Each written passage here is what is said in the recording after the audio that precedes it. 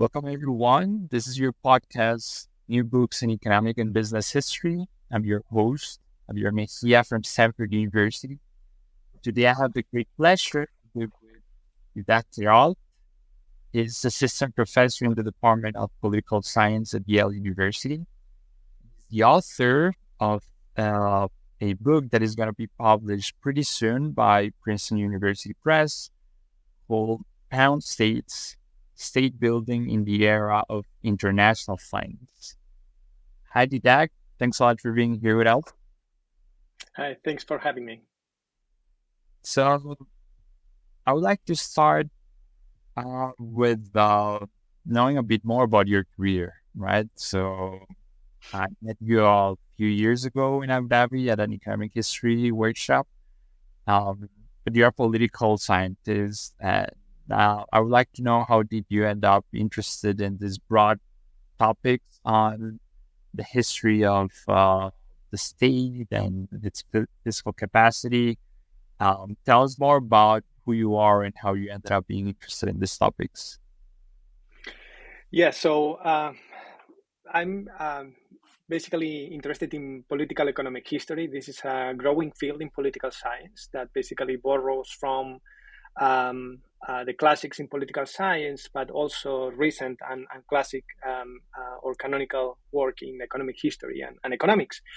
And so I guess that everybody's path is a little bit idiosyncratic. In my case, I joined the PhD program at NYU more than a decade ago now, with an interest in the welfare state and how basically different states in Western Europe addressed different types of what they call social risk.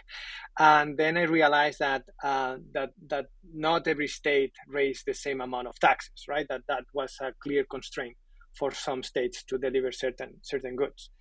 But then my interest gradually switched from Western Europe in basically the last 4 decades to all around the world, basically, at least in the last 200 years. And that's basically the result of taking two graduate seminars and interacting regularly with two amazing scholars. Adam Przeworski, the chair of in my dissertation, my chair. I took one course with him on, I think it was titled History and Politics. And so Adam Przeworski, he's most likely the most brilliant mind I've ever met, and it was basically a mind blowing course. We studied recent contributions in economics, economic history, dealing with historical political economy, but we also read some of the classics like Das Kapital, and it was such an entertaining and illuminating course. And the other mentor and instructor that I had at NYU was David Stasavage, who basically is one of these few individuals that can see common patterns across time and space, which is a gift. And it was so illuminating to take that course and to see how theories can travel, and also identify the scope conditions under which some theories apply. And basically that was the reason that I became interested in this topic. In my dissertation, I had a little bit of historical political economy, but it was more focused on modern day mercantilist agreements. So I published those papers in political science, and then I switched to this second project on external finance that basically ended up being a book. So that was basically how I got to this point. Let me ask you a bit more about, I guess, your identity as a scholar and how do you perceive your work in this field that you describe as political economic history, I guess, that it's growing in political science. And I guess what I would like to know is how you navigate the fact that many of the people that are interested in what you do are probably in other departments, right? Economics or in economic history, or even in history. Um, how do you talk to that people? These are communities that probably have different codes. And also, how do you perceive your work as being appreciated in your own department, right? In your own discipline? How do you think Mhm. about these issues? Yes, so it's not the easiest job to write a book that intends to speak to different fields, at least political science, economics, and economic history. And I hope that individuals, scholars working on institutional sociology and historians also find the book interesting and compelling. So I try to interact as much as possible with economic historians and economists. I attend some of their conferences. They welcome me to participate. I mean, I profess a lot of respect for those disciplines, and I've interacted on a regular basis with economic historians when I did my postdoctoral fellowship at the Carlos III University in Madrid.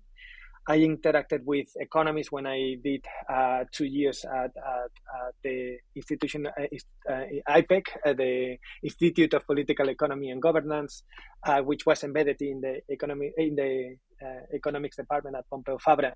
So I basically try to learn as much as possible, but I also think that there is a room in this field for political scientists. We seek to answer slightly different types of questions.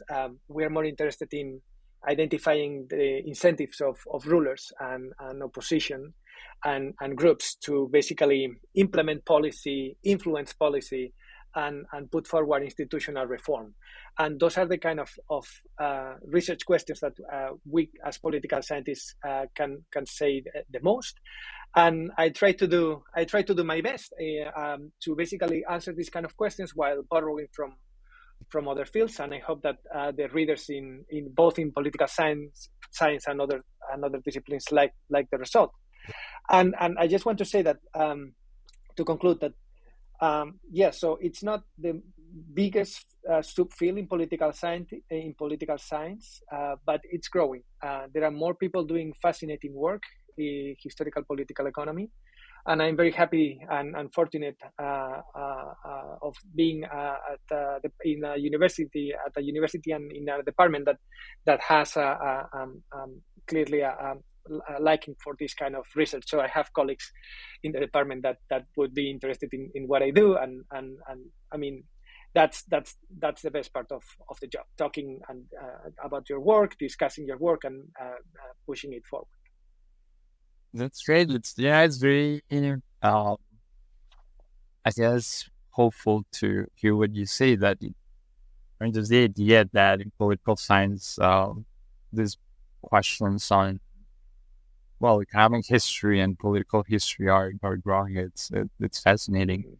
Uh, at Stanford, Gabriel Wright, who is a very respected economic historian, his work for many decades on American history, says that, and I think he's trying to be polite and generous. He says that the political science department is where the best economic history in the university is being made. But I think he's addressing to what you're describing, right? How the field is growing, and that's pretty awesome, actually.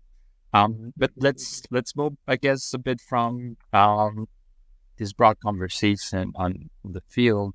And let's talk a bit about your book, and let's try to start unpacking the main interesting ideas that are there, right? Um, and probably the first thing that I'm going to ask you is, what is a pound state, right? That's how you decided to call the book, pound states. What's that concept? What does it make reference to? So it makes reference to um, a practice that became frequent over time in the long 19th century, by which um, countries with weak economic fundamentals were expected to collateralize some of its main sources of revenue, and those could be public monopolies, branches of the tax administration, and infrastructure, in order to access capital overseas, and usually in the London Stock Exchange. That was the main market at the time before 1914. So, because these were countries that had weak economic fundamentals, many of these loans were not repaid in basically in tax money, or with tax money. They were repaid in specie. So those collaterals or those hypothecations were foreclosed, and they were put in the hands of foreign private investors. And basically, the book is the second part of the book is to see exactly what are the consequences of handing over the main sources of revenue of a country to foreign investors that might not be interested in building capacity, but just to repatriate capital. Yeah. And that's basically what made me decide to give this name to the book. Right. So let's try to then let's start from the beginning, so we build your entire story, right? So you begin the book, and the first part of the book is about the expansion of global finance, right?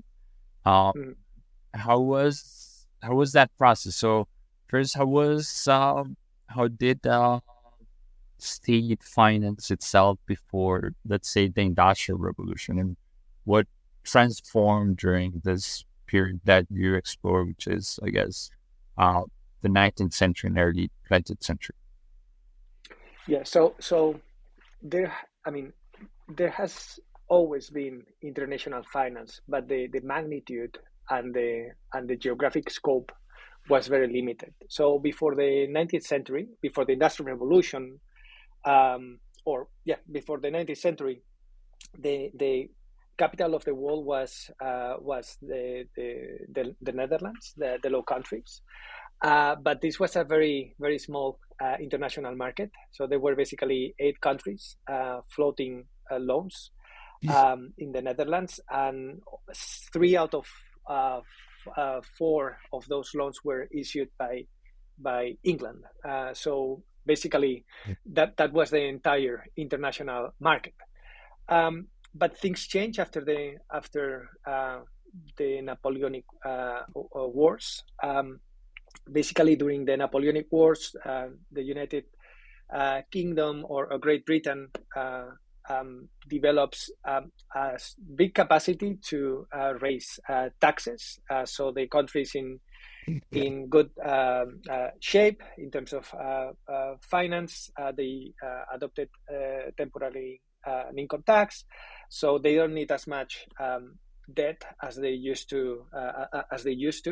So there is some debt that is or some capital that needs some buyers, some borrowers, and at the same time, this is a period in which we have a massive expansion of the Industrial Revolution in Great Britain. So there is a lot of surplus capital floating around after 1915, and basically these capitalists decide that there are countries out there, and particularly this begins with Latin America, that have recently declared independence, and they basically have the entire country to build, right? So there is some legacy from the Spanish Empire, but these countries had a lot to build, and many new services to fund, new infrastructures to build, new bureaucracies to put together. So, and at the same time, they are also waging wars. These wars of independence, and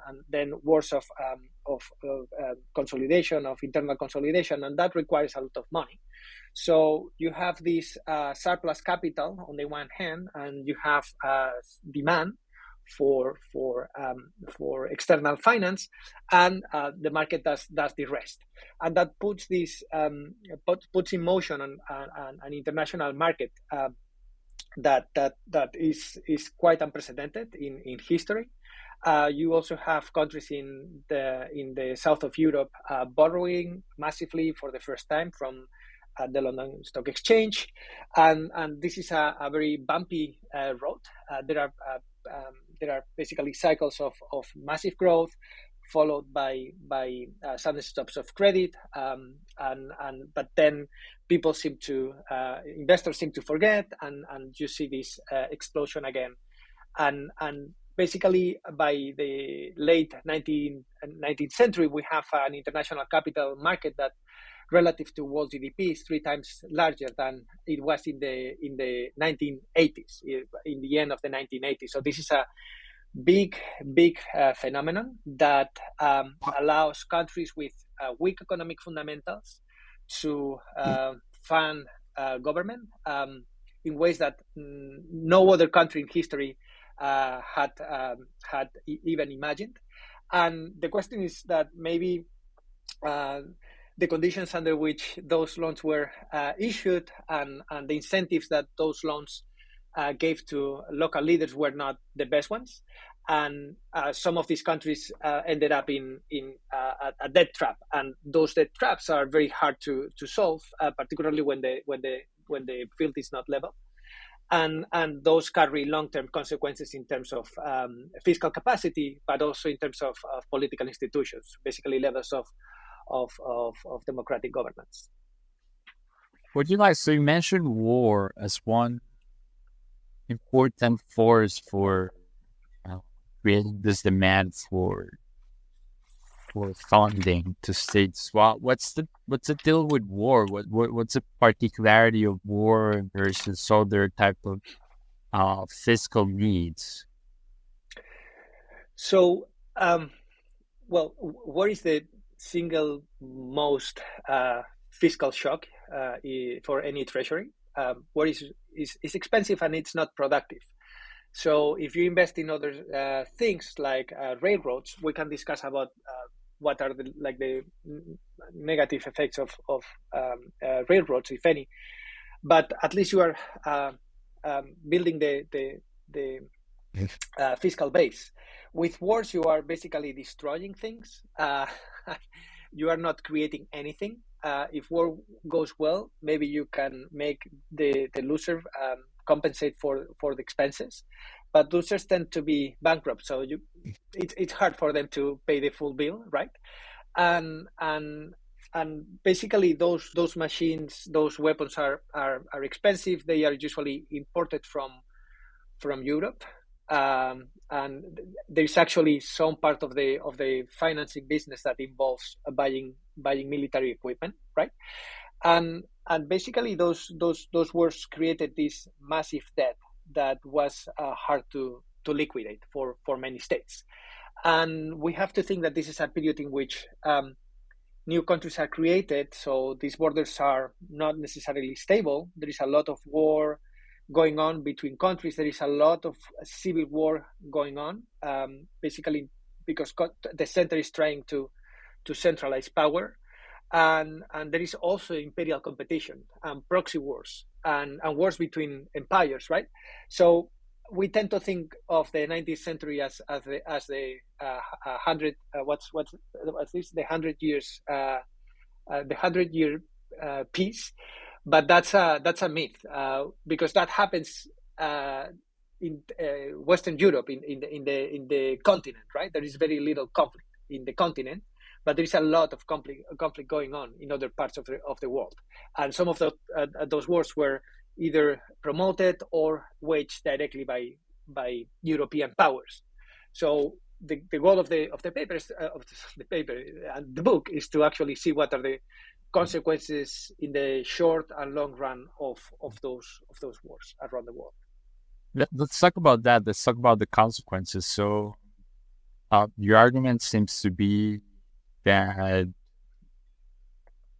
given this war, like large set of shocks associated with war and with other features of state building, you have an entire fraction of the world that required funding, and they uh, probably took too much, and eventually that led them to this debt trap that has weakened in the long term uh, their fiscal capacity and their broader like state capacity, right?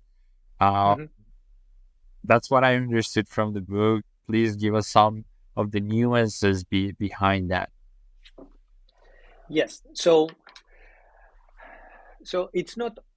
I mean, the argument is not that they took too much. They issued too many loans. That could be the case, but that's not the argument that I try to do in the book. Is that those loans came with very perverse conditions, right? So it's not that public debt is bad. Public debt is basically the way that governments have been funded for in Europe for at least 500 years, even longer than that. And it helps basically navigate fiscal crisis, pandemic. So that the ability to raise debt is is a massive opportunity for nations. The question is, what are the strings attached to those loans, right? And what we see is that in the 19th century, uh, these loans came with what I call extreme conditionality, and this is basically this brings back to the title of the book. These loans required countries to pledge its main sources of revenue, basically the money cows of the countries, and because they loaned a lot, and those the main assets were uh, pledged in case of default, they had to give up the main sources of revenue, and that's what basically put many nations into a slippery slope, right? Um, the pledge or the conditions of these loans were executed, hypothecation followed, and that reduced the tax base of the nations of the borrowers, meaning that they require more external funding to pay the bill, and because the chances of defaulting were bigger, they had to collateralize new sources of revenue. So you can see how these cycles can rapidly push any country into a debt trap. So conditions of loans matter. It's not about the quantity, but the conditions. The other thing that I try to convey in this book is that um, this is not only about basically nefarious or extractive investors that soaked all the resources from the international from the new countries and colonies. I mean, maybe there was some of that, but there was some shared responsibility with local leaders, right? And this is where the political science comes from. Because if you don't, so a leader needs to finance a fiscal shock. War is the easiest to identify because we have data sets, we know when they begin and when they end. But there are other investments like railroads. Not every railroad is cost effective, right? Um, um, and they have to decide how they fund those massive projects and military campaigns. And they have basically two major options. They can raise taxes, right? Or they can float or basically issue debt. So if they if they go with taxes, they might need to grant political rights to taxpayers, right? The taxpayers might require something in exchange, and this is going to be more likely when the taxpayers are close to, I mean, geographically close to the center, because they have an easier time monitoring the terms of this tax bargain. And we know that leaders don't and rulers don't like to share power, right? And they have to basically let the taxpayers decide whether and how the public funds are spent. And on top of that, if they raise taxes, if they raise taxes to finance a stronger apparatus that is capable of financing the state, they have to invest some of the money to building capacity, to building a bureaucracy. And so basically, for a leader that seeks to maximize rents from office, those options are not particularly appealing, right? It reduces the total amount of money, and it also reduces the discretion, the amount of power that the ruler has. So on the other hand, the ruler can float a loan. And in Europe, there were domestic markets, credit markets, and I'm happy to tell you what's the difference between Europe and the rest of the world. But in the rest of the world, domestic markets, except in Japan, were completely absent, right? Or there was some domestic lending, but it was super expensive. The interest rate was really, really high because the pool of capital was limited. So most of these leaders borrowed overseas. And the conditions attached to the loans were not necessarily good in the long run, but they were very favorable in the short run for these leaders, right? They could finance the infrastructure or the military campaign, and they were pushing to the future the possible or hypothetical negative consequences of default, which is this extreme conditionality, is this foreclosure of national assets.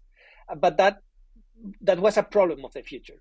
And for instance, in Latin America, there was a lot of political instability, right?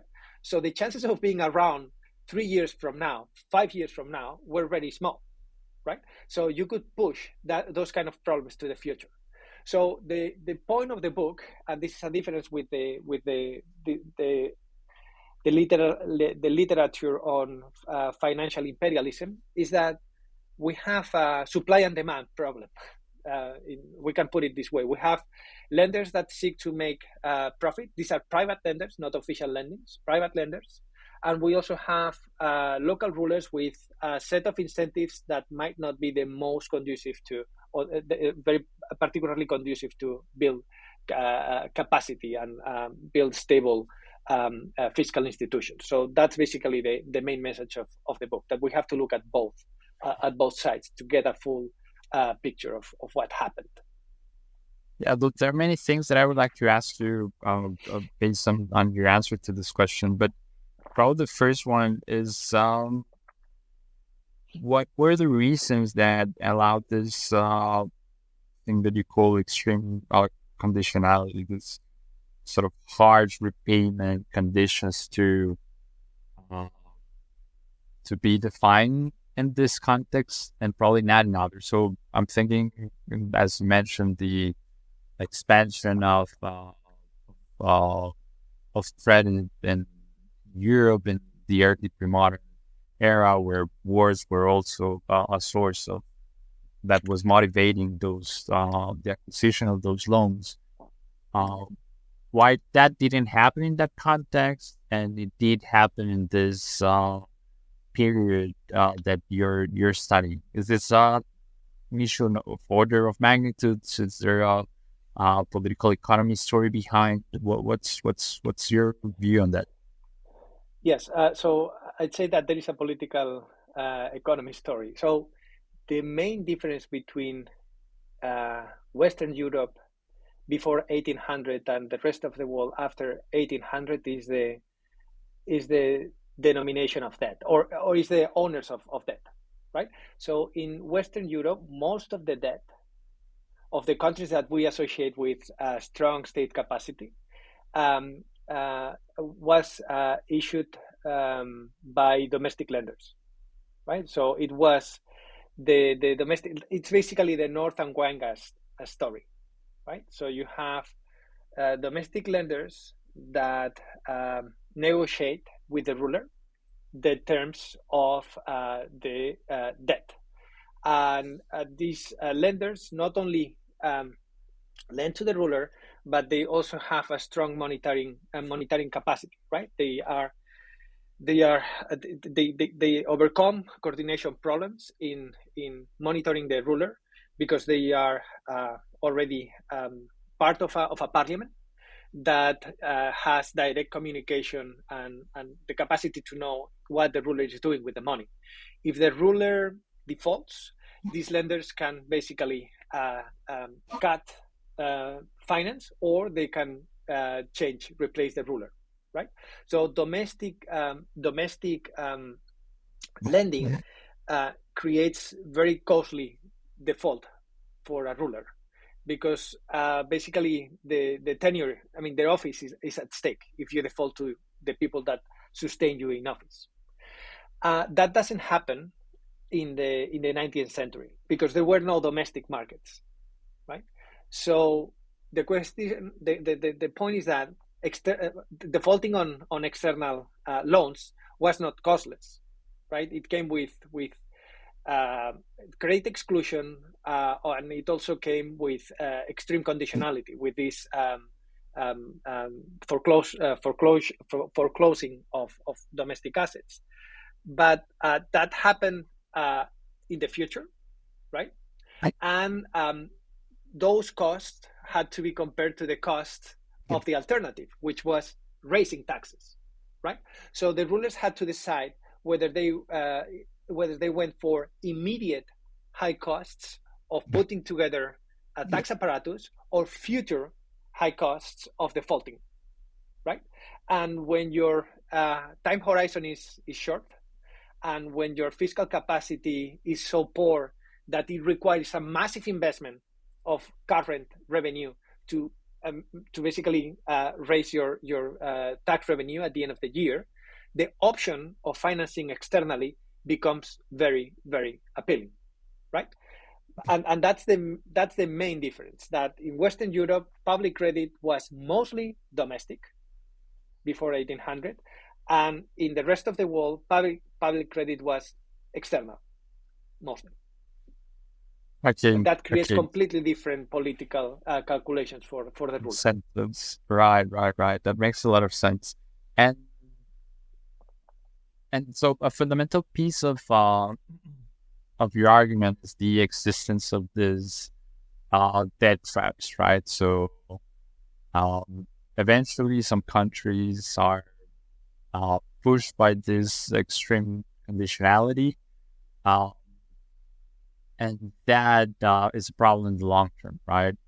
And I have, I guess, two questions around that issue. So one is, I guess, a conceptual one, which is how different is the pressure of default of one of these initial loans from the original pressure of war and so on. I mean, I guess the point is that eventually you need to raise taxes, right? Mm-hmm. So uh, why is that at some point pressure for state for building state capacity? Which I guess another way to frame that is, what's the end of that trap, right? Like, for how long can you uh, coexist and remain in power with this permanent rollover of that? And the other question is of, I guess, from a more empirical one, which is, you could argue that some countries were able to escape that trap, right? And I was thinking about Japan. I feel that you're going to tell me that Japan had already a more robust domestic lending market. Uh, but it was that initially the case, I guess. And all the stories of gunboat diplomacy, like usually come and you think about Japan. But anyway, so tell me a bit about that. Like, how do you think conceptually and empirically about these debt traps? How pervasive they are? How persistent are they? So they are pretty persistent, and there is some evidence in the second part of the book that shows that the way that countries financed in the 19th century explained part of fiscal capacity in the 2000s. But when we go to like the detail, so those debt traps were not very very convenient for local rulers, but and there are two examples in the book. The thing is that they didn't. The negative consequences of the debt traps were not materialized in the short run. It took several decades before basically the local rulers could not basically could not survive politically with this massive export of local capital by private investors. So, for instance, we have an example: the Ottoman Empire. The Ottoman Empire, it was put under a receivership. Basically, the investors that lent to the Ottoman Empire before the 1980s took over several branches of the Ottoman tax administration, and basically they repatriated capital from those branches. So they were not in the business of building capacity; they were in the business of repatriating capital, which doesn't mean, and there is, I show evidence of that there is no expansion of the capacity to tax under the management of these foreign investors.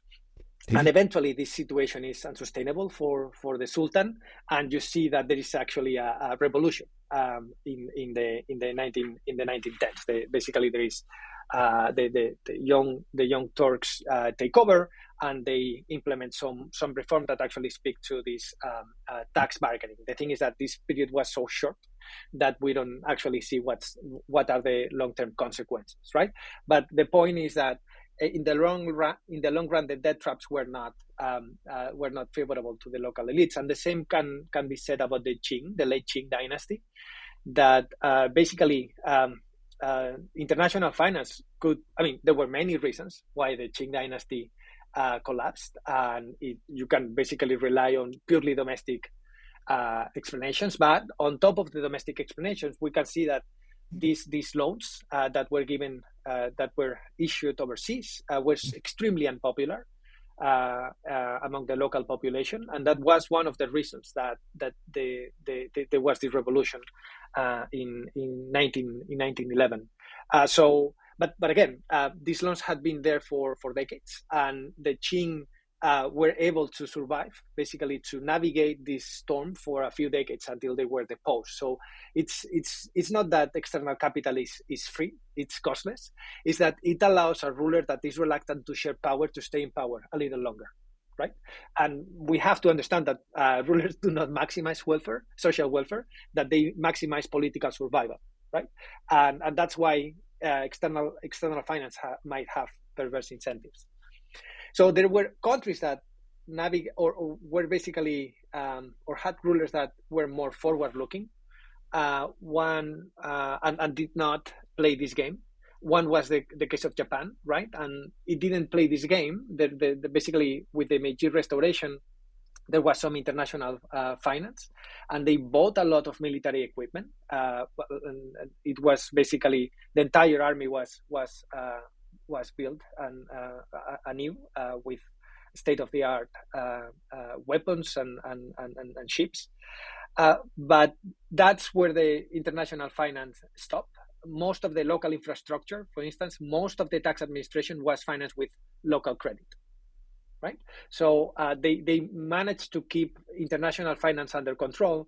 And there are basically, in the book, there are some references of negotiations and discussions within the Japanese government about the fears of relying too much on external finance, because they saw that what was happening in Latin America, they saw what was happening in the Ottoman Empire in Egypt, right? That basically the Europeans were using international finance as a means to take control over countries.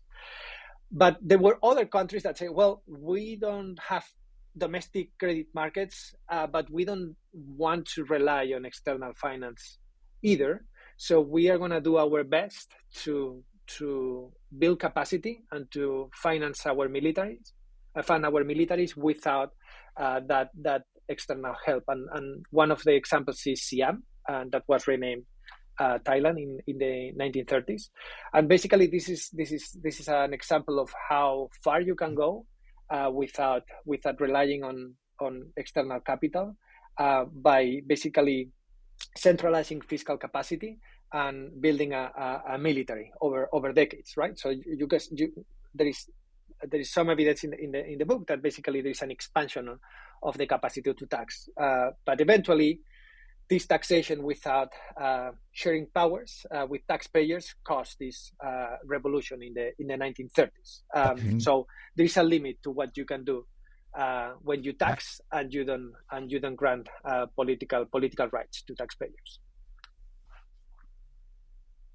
Okay, so I mean, I really love your story, by the way. Like, I find a very compelling argument that, again, as you said, like puts together both the domestic incentives and the foreign intentions. And I think that's great. But I'm thinking now about how to articulate the persistent dynamics of this, right? And you focus on this period that goes until basically World War One, but the construction of state capacity has continued ever since, right? And you kind of argued that nevertheless there were this original sin, let's call it, for the lack of a better word, that that can still have consequences later on. And now I'm thinking that many things have changed in the international finance setting, right? So the other day I was talking to Juan Flores. He's at Geneva. Maybe you've read his book. It's called Soaring Diplomacy. And he told me about this thing that I was not aware of, I guess. I have not paid much attention to it, which is how you have a profound change in the approach of foreign powers to international debt after World War II, right? It became much more friendly because of the incentives of the government during this period, specifically the U.S., was not exactly to get the money back, but to gain political support and the periphery and so on, right? And like that event was beneficial for borrowers, right? So I guess my question is, how do you think about it? And I don't want to make this an unfair question again because we focus on a different period, but when you think about persistence, how do you think about these other things that have happened afterwards? And do you see this changing in the near future? Like, how much of this is occurs that it's going to be there for a long time? Yes. So you are absolutely right that a lot of things happen between 1914 and the 2000s. Many things. And so let me begin by saying that in the book I'm aware of that, and basically have a full chapter about the mechanisms of persistence. And I have basically data that shows that whatever countries did in the 19th century carried consequences throughout the entire 20th century. So I'm not basically regressing to data points that are 90 years apart. I have some, let me put it in this way, intermediate data points. But more like substantively, what I want to say is that this relaxation of international lending that happens over a few decades after World War I, particularly World War II, actually might have made external finance too cheap again. And there is one example in the book. I mentioned it earlier, so let me go back to it. Like Thailand, right? So Thailand actually, because the conditions of external finance became too favorable. So basically, we are in the other side, the other side of the spectrum. They borrowed like crazy. So they had a lot of military aid, but they also borrowed a lot, right? And you see that by borrowing, they stop investing in the tax administration. So I guess that the message is that there is a balance between very harsh conditions and very favorable conditions. in lending. So of course, lending should be very favorable for countries that are very poor or that are going through a massive crisis. But at the same time, we have to make sure, and this is, I hope, one of the takeaways of the book, that we shouldn't trust anybody that says that external finance is good or that external finance is bad. The effect depends on the conditions of that country, and we have to understand. When I say we, now those that are in the business of lending, either in the private or in the official sector, they have to understand what are the incentives of this windfall of money, and they have to anticipate what can go wrong. And basically, by backwards induction, they have to find the right level of conditionality, or to make sure that countries still invest in improving their local capacity. That in return for this money, incumbents have to be accountable to the taxpayers, right? But at the same time, the conditions should be favorable enough that allow the countries to basically navigate this economic crisis. So it's a hard problem to solve, but the thing is that the world is not black or white. The world is full of grays, and we have to fine-tune the policy recommendations to the local characteristics. Each country is a little bit different, and for that reason, policy has to be slightly different for each country. Now, in terms of what happens today and how can we compare finance in the past to finance today, because I get that question a lot. Like, what can we learn, right? So there are basically two similarities that I would like to emphasize. One is that everything is constant. External finance is cheap money, and we have to understand that incentives to raise taxes relax when you have this source of money, right? So we have to be aware of that and maybe compensate that doing other things. For instance, conditionality, but that conditionality has to be fine-tuned too. The other takeaway from that period is that directed state building, meaning that state building not conducted by locals but conducted by foreigners, right? In the past, it was private investors that took over these branches of the tax administration, and today we have these people from the IMF, these bureaucrats. They have very different incentives, and they don't chase the same goals. They have different objective functions. But my sense is that either way, it is very hard to build institutions from outside, right?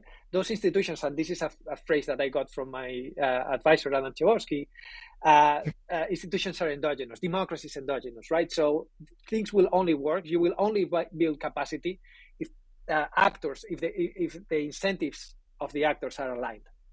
Otherwise, it is really, really, really hard, and I'm skeptical that is possible. So I mentioned what are the similarities. So what are the differences? And there are many differences, okay? The first one is that in the period that I study, most of the lending is private. So there is very little official lending. And that has changed radically these days. So there is a political scientist, Jonas Bunte, who has written an amazing book about finance, sources of finance. In the modern period, by modern I mean today, and basically he shows that only 11% of international lending is purely private these days, right? So you mean private here is that both the borrower and the lender are private, or private by the source of origin. So this data is about sovereign loans. But the issuers of the lenders, right? Only 8% are only private. So there are private institutions that collaborate with official lenders, right? But the only private is 11%.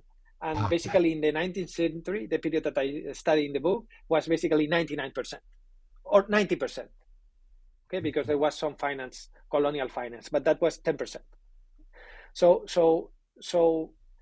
the incentives of the lenders matter because the private investors are in the business of making money, right? So when they lend, they expect to make money. The international institutions nowadays are hopefully in the business of building capacity and helping countries, right? So this is a big difference. So we cannot extrapolate what happened in the 1914 before the 1914 to the world today.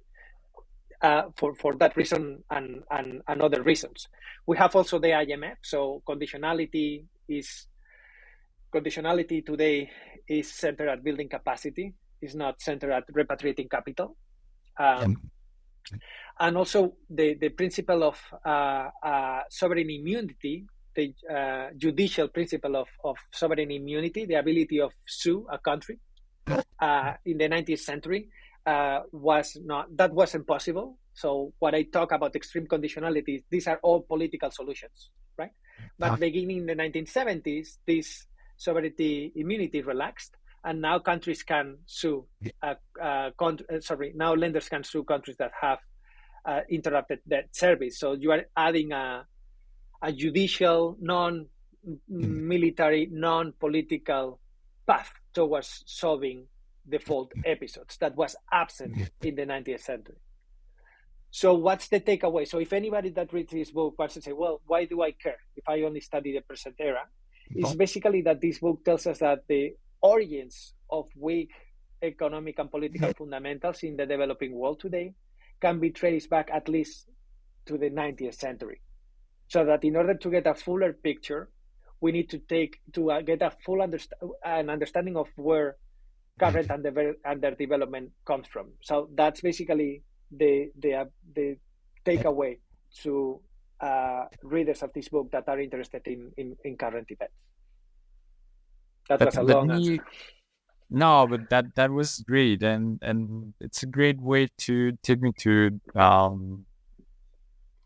so I guess the way in which you think that your work fits into this larger set of ideas on imperialism, right?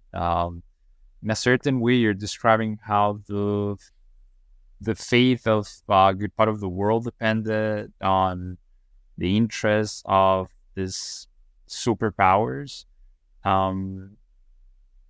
But you provide a very granular description of that mechanism, right? So I guess what I would like to ask you is, how do you perceive that your work help us understand why we look the way we look because of these geopolitical forces, and how that fits into a larger understanding of why some countries are wealthier than others? And here I'm, of course, asking you to speculate a bit, but how do you perceive this broad conversation, right? How important were imperial powers for the long-term development of the rest of the world? Yes, so there are two aspects of colonialism. Of imperialism. One is colonialism, and I think that it's more than proof that it impacted long-term development, economic development, and political institutions. But the truth is that only so I computed this for the British market, which was the main market in the 19th century. I think I said 10%, maybe 13%. I think that's the right number. 13% of these loans went to colonies, right?